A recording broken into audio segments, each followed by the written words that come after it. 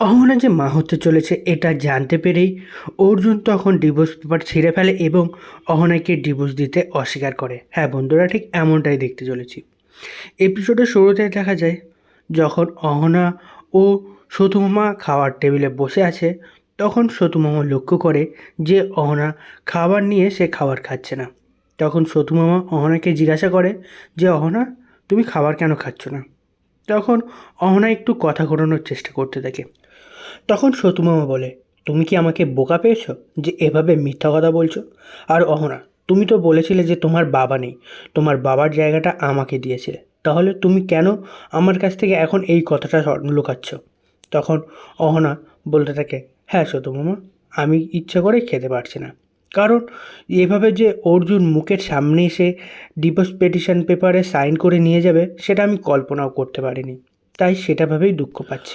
তখন সতুমামা বলে যে এই ডিসিশনটা নেওয়ার আগে কি একবার ভেবে দেখা উচিত ছিল না? তাকে কি আর একটাবার সুযোগ দেওয়া যেত না? তখন অহনা বলে, না, ও তো আমার সাথে থাকতেই চায় না, আর আমি তো কখনো বলিনি যে আমি ওকে ছেড়ে দূরে চলে যাব। আমি তো আসলে অর্জুনকে আজাদ করে দিতে চাইছি, আমি ওকে বেঁধে রাখতে চাইছি না। তখন এদিকে অন্যদিকে দেখা যায় যে দুর্গাদেবী ও অর্জুন তারাও খাবার টেবিলে বসে আছে। তখন দুর্গাদেবী অর্জুনকে জিজ্ঞাসা করে যে তাহলে সে কি সব কিছু শেষ করে এসেছে?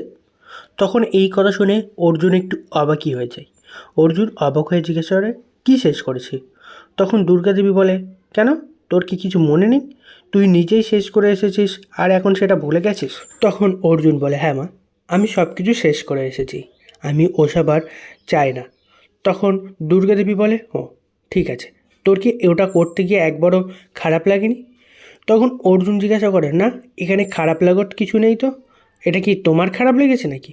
তখন দুর্গাদেবী বলে, না, আমার খারাপ কেন লাগতে যাবে? তখন অর্জুন বলে, না, তোমার খুব আদরের ছিল তো তাই জিজ্ঞাসা করছি।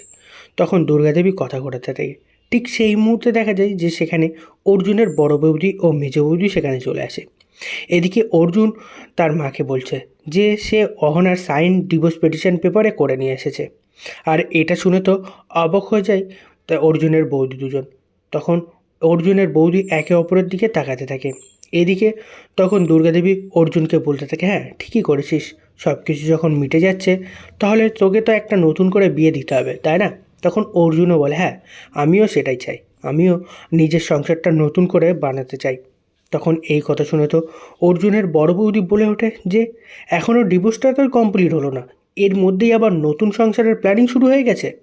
তখন অর্জুন বলে, হ্যাঁ, আর তো দু একদিনের ব্যাপার, দু একদিনের মধ্যেই সব কিছু শেষ হয়ে যাবে। তখন অর্জুনের মেজ বৌদি বলে ওঠে যে অর্জুন দাদা, এখনও তো ডিভোর্সটা ফাইনাল হয়নি, সবে তো সাইন হয়েছে, এখন তো সময় লাগবে, তাই না?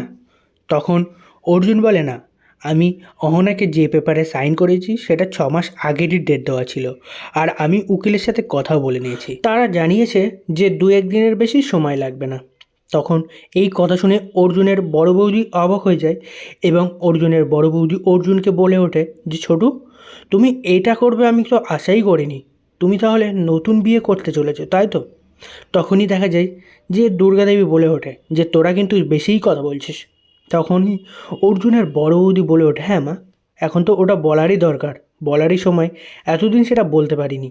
আমার তো এখন আমার নিজেরই ভয় লাগছে যে কদিন পর যদি আমার সাথে কিছু হয়ে যায় বা আমি মারা যাই, তাহলে তো তোমরা সবাই আমাকে একদিনের মধ্যেই ভুলে যাবে এবং ভুলে গিয়েই তোমার বড় ছেলেকে আবারও নতুন করে ধুমধাম করে বিয়ে দেবে। তখনই এই কথা শুনে তো সকলে অবাক হয়ে যায়। তখনই পাশে দাঁড়িয়ে থাকা অর্জুনের মেজ বৌদি বলে ওঠে, হ্যাঁ অর্জুন দাদা, তুমি তো বলছো যে অহনা তোমার জন্য কিছু করেনি, কিন্তু তুমি কি করেছো অহনার জন্য? অহনার জন্য কিছু কি করেছো? তোমার কি কোনো দায়িত্ব ছিল না? অহনাও তো একটা মানুষ, তাই নাকি? ওর একটা মেয়ে যখন বিয়ে করে একটা বাড়ি ছেড়ে অন্যের বাড়িতে চলে আসে, তারপর কি তার আর কোনো জীবন ছিল না? তার কি কোনো আশা ছিল না, শখ ছিল না? সেটা কি তুমি পূরণ করতে পেরেছো? তুমি কি পেরেছো তোমার দায়িত্ব পালন করতে? একবার নিজের কথা ভেবেছো? তুমি সবসময় নিজে ভেবেছো যে আর বলেই চলেছো যে আহানা কিছু করেনি, কিন্তু তুমি তো আহানার জন্য কিছু করতেও পারোনি। হ্যাঁ, এটা একটা কথা যে বিয়ের পর তুমি একবার মাত্র শুধু আহানাকে নিয়ে ফিল্ম দেখতে গিয়েছিলে, তারপরেও কিন্তু তোমরা সেটা শান্তিতে দেখতে পারোনি। বাড়িতে এসে তোমাদের দুজনকে অকথ্য কথা শুনতে হয়েছে। আবারও তখন দুর্গাদেবী ধমক দিয়ে বলে ওঠে যে তোরা কিন্তু এখন বেশিই কথা বলছিস।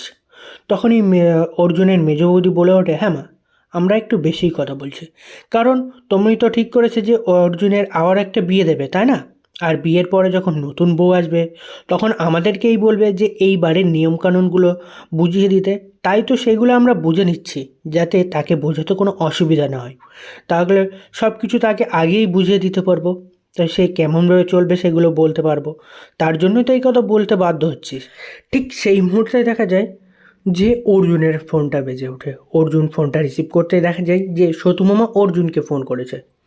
তখন সতু মামা অর্জুনকে বলে যে অহনা মা হতে চলেছে। আর এই কথা শুনে তো অর্জুন একটু হতভম্বই হয়ে পড়ে। অর্জুন আবারও সতু মামাকে জিজ্ঞাসা করে যে সতু মামা কী বলছো, অহনা মা হতে চলেছে? তখন সতু মামা বলে, হ্যাঁ, অহনা মা হতে চলেছে। ডাক্তার এসেছিলেন, ডাক্তার তাকে চেক আপ করে এটাই